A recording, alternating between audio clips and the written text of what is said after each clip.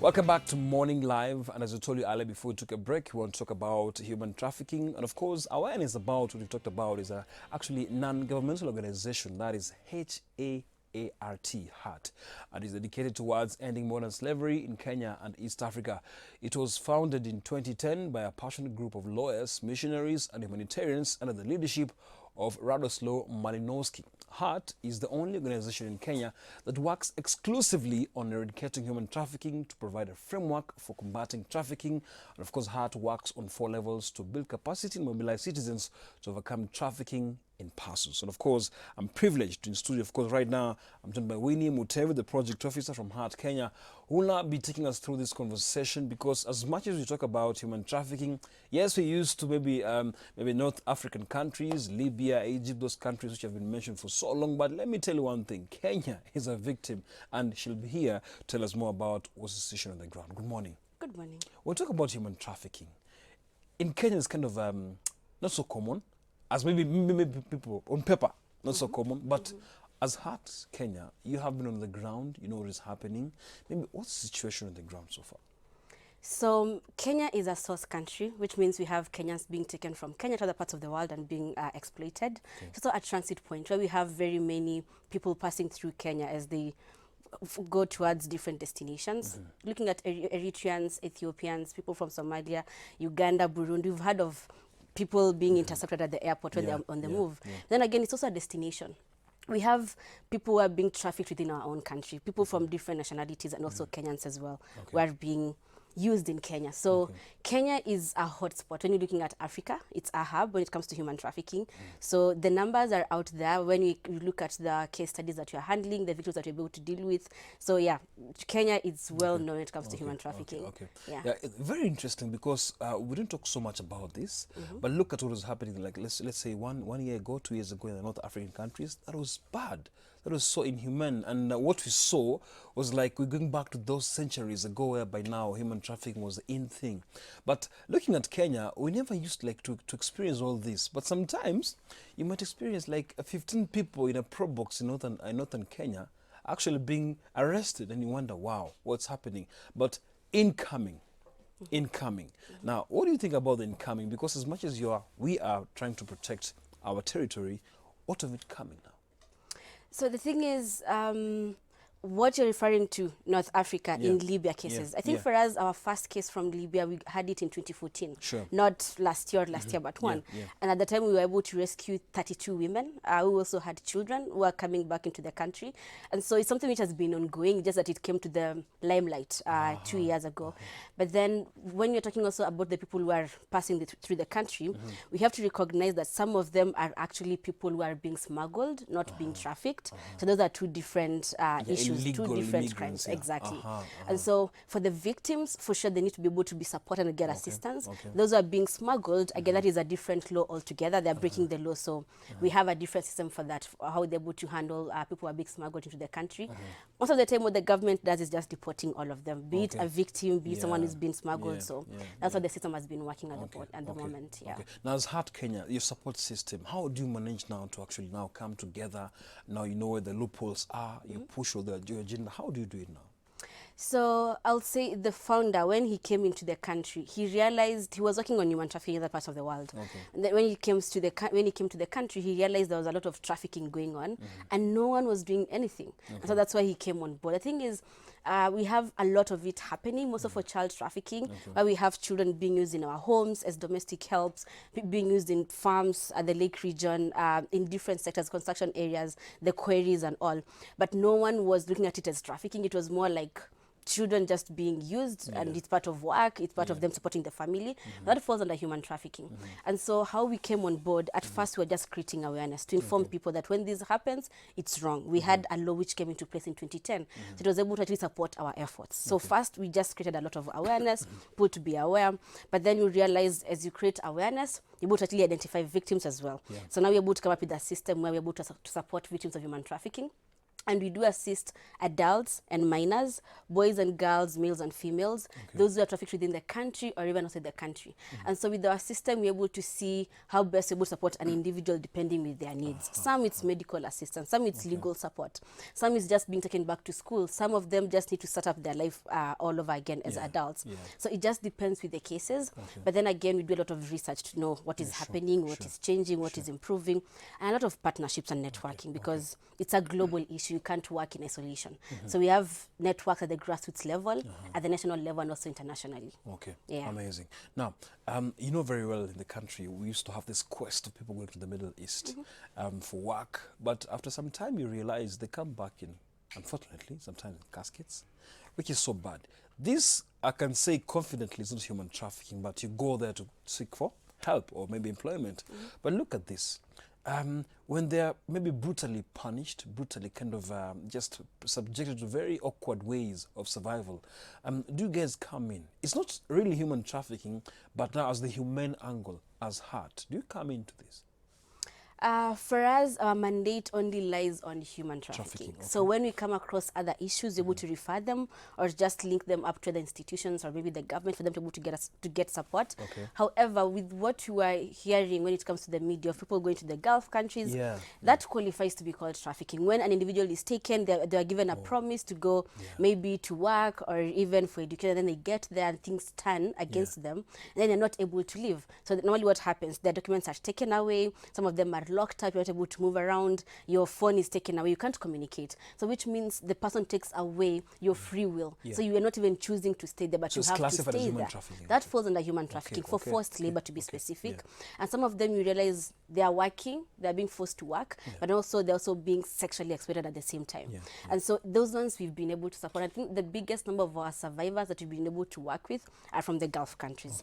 And the thing is, we have other victims everywhere else in the world. It's just that because of what we have being captured in the media, they are able to identify that whatever happened to them is human trafficking compared to those who are trafficked within the country or even other parts of the world.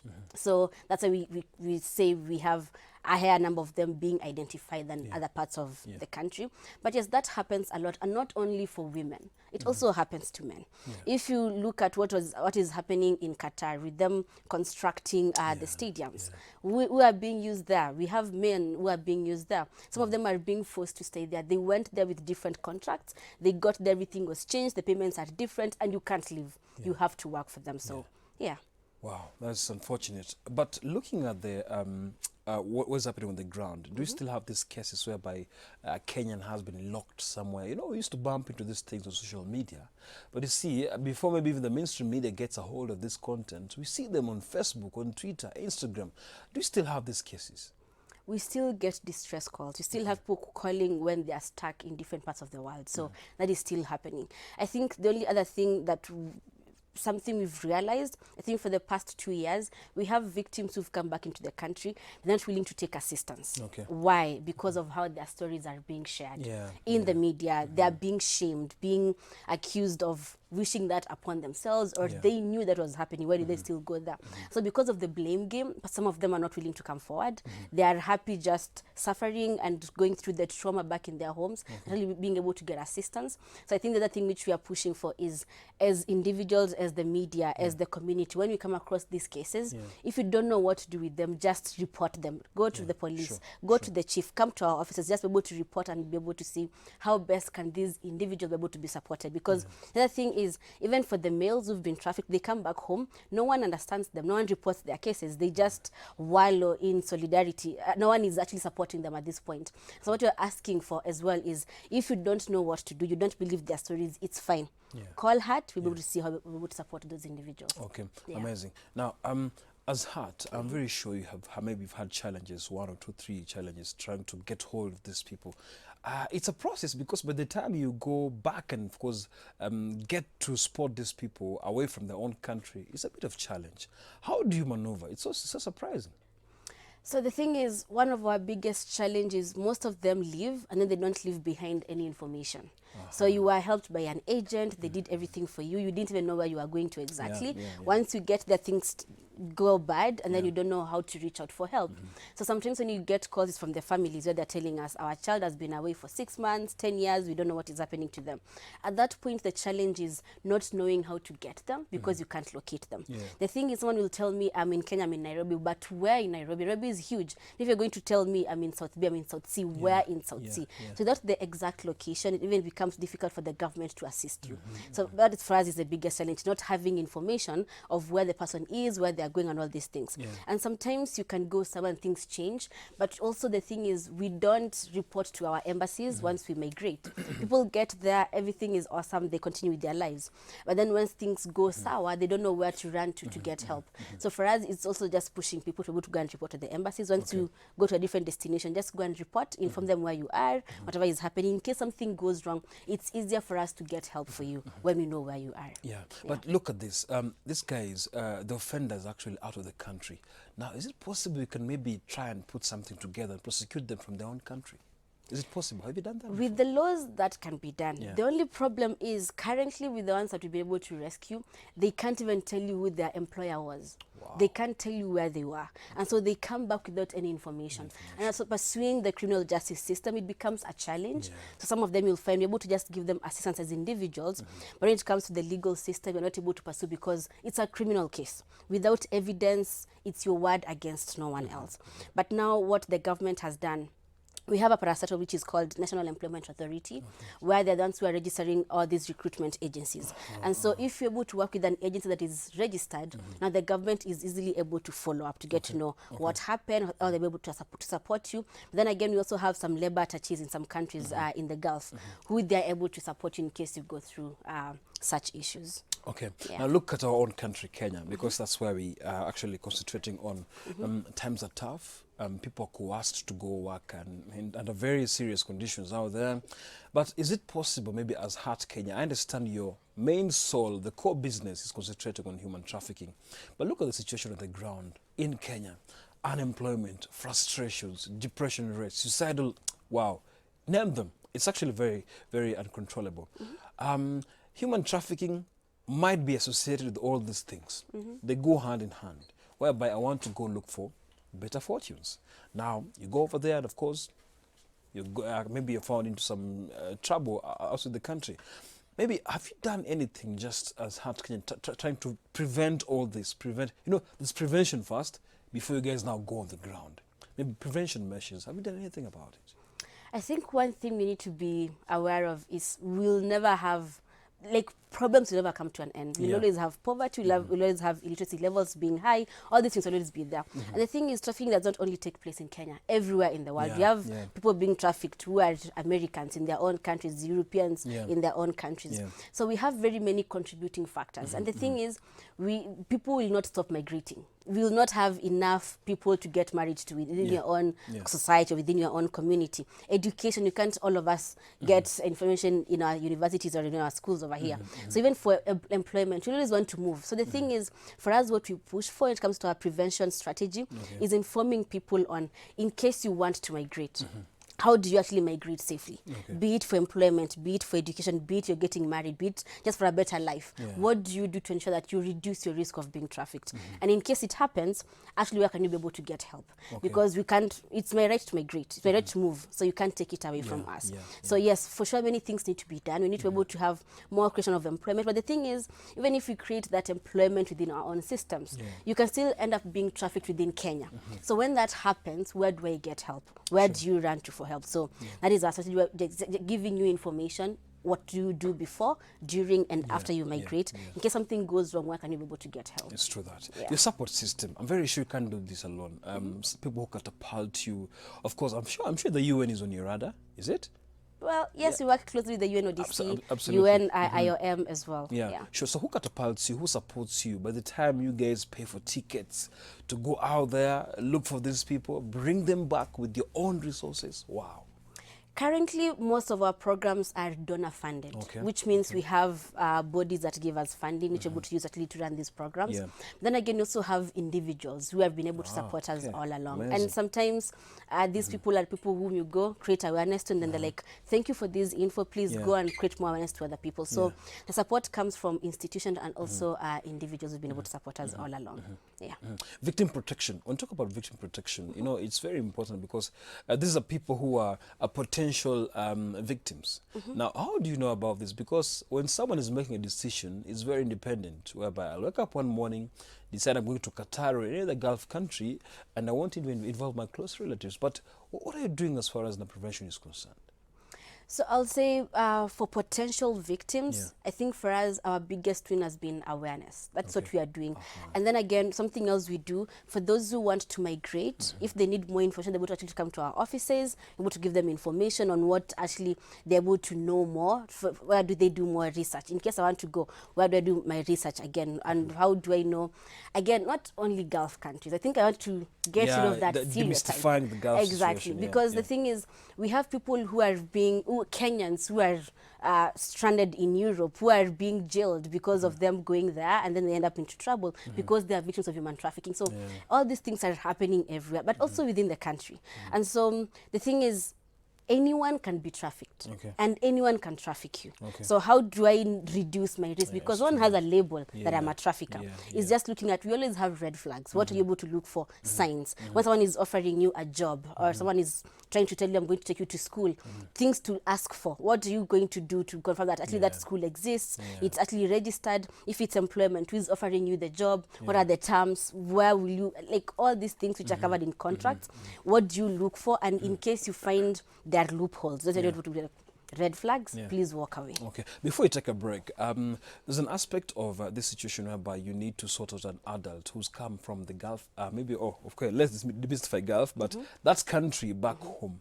He or she doesn't have anything. How do you now make sure this person at least starts somewhere? Is it business? Is it maybe some employment somewhere? How do you do it? For us, it depends on the individual. Some of them, they are not even able to start anything because of the mental torture they went through. They're very traumatized and unable to actually to do anything. Some of them, they just need counseling first, therapy sessions, where they're able to go through them and be able to actually be able to be stabilized a bit, and then able to see how best can be able to support you. Some of them even have children, and no one is willing to support them once they come back into their own countries. So it's always looking at, depending with the individuals, how best can we be able to support them. As I'm saying, the support depends on the individual. Might be medical, might be just legal systems, might be, yes, giving them a small grant to start up something small, might just be taking their children back to school. It depends with the individual. Some of them, as I've said, as you've mentioned, some of them come when they're dead. So what do you do with victims who are actually coming back and they're not alive? Or some of them come after a few months, they are gone. So what do you do? So it depends with it's case by case. It's true. Okay, we're now taking a short break. When we come back right in Morning Live, we will be telling us about how you can reach them. You know, most of us, we are aware of what's happening also in the country. We have friends, relatives, close friends who are actually suffering, but we just say, hey, pole, vumilia, vumilia. And then later on, you know what happens, they come back in a casket. So we will be telling us how you can reach them. There's also a helpline, actually. She'll be telling us more about that. So all that's coming to you after a short break.